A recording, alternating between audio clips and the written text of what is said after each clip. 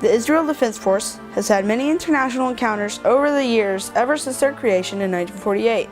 I was able to get an interview with Avi Lipkin, a former IDF spokesman, over the most prominent wars and operations. Britain and France, who built the Suez Canal in 1858, saw it nationalized by Abdel Nasser, the president of Egypt, in 1952, and they wanted to recoup ownership of that Suez Canal as a strategic asset. At the same time, the Israelis next door were suffering from terrorist infiltrators known as the Fedayeen. The Fedayeen would come across the border from Egypt or come across the border from the West Bank of Jordan and attack Jewish communities and kill people. And so Israel, France, and Britain went to war to purge the area of the terrorists and to reoccupy the Suez Canal. And then, of course, American President Dwight Eisenhower forced the Israelis to pull back and forced the British and French to withdraw their troops. The Six-Day War, in continuation to the Independence War in 1948, the Six-Day War was a war of miracles and very, very special military planning in which the Arab air forces of our neighbors were taken out within minutes of the first air attack.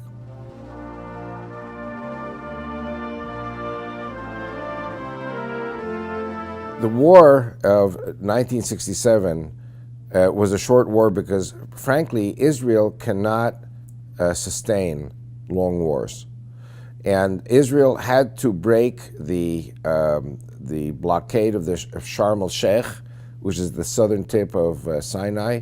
The Egyptians had put in heavy artillery, and so the Israelis had to go and destroy that artillery. The U.S. Navy promised to defend Israel, but the U.S. administration claimed it could not find the security pact agreement with Israel, so Israel had to do it. Also, at the same time, it took 3 days to take Sinai from Egypt, reach the Suez Canal. Then it took 2 days to take Jerusalem and the West Bank, Judea, Samaria, and then it took 1 day to take the Golan Heights.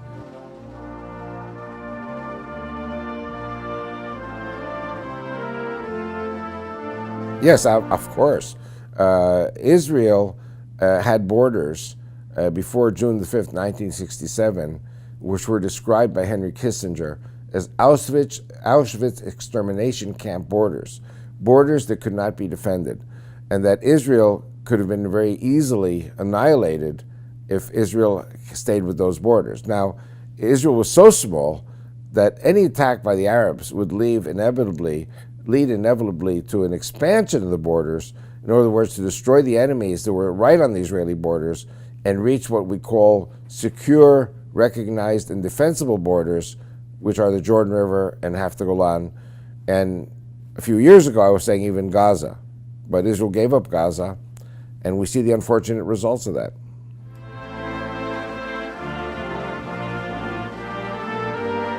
The Yom Kippur War showed that the Arab nations are capable of fighting.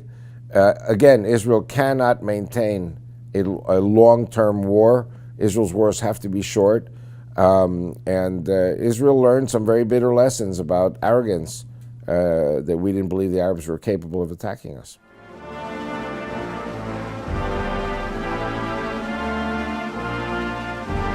Absolutely. There was a conception in the Israeli military that Egypt and Syria would never dare to attack Israel as a result of the Six-Day War victories. And so Israel kind of like was lulled to sleep by a leadership that was psychologically not prepared for an Arab sneak attack. Okay, now, firstly, there is a little misconception here.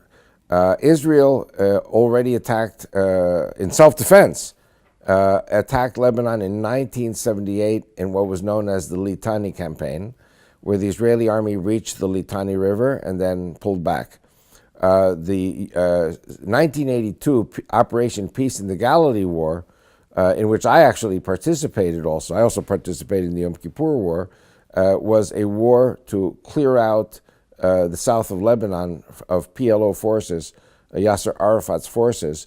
And these Yasser Arafat forces were actually raping and kidnapping and punishing the Lebanese residents of South Lebanon, including Christians, including Shiite Muslims, including Druze, and Sunnis. South Lebanon is a microcosm of all of Lebanon, but the Palestinian terrorists were wreaking havoc throughout Lebanon, especially in the south, and so the Israeli army came in as liberators.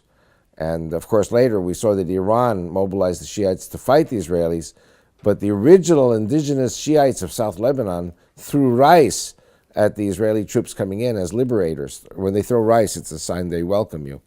And so unfortunately the Lebanese turned that around and turned the Shiites into enemies of Israel under a death sentence, that if they did not fight Israel, they would be killed as collaborators and traitors. So today, the Shiites have no choice, basically, but to be part of Hezbollah. And I think we will see some very disastrous results of that policy as the ISIS Sunni Muslims come into Lebanon.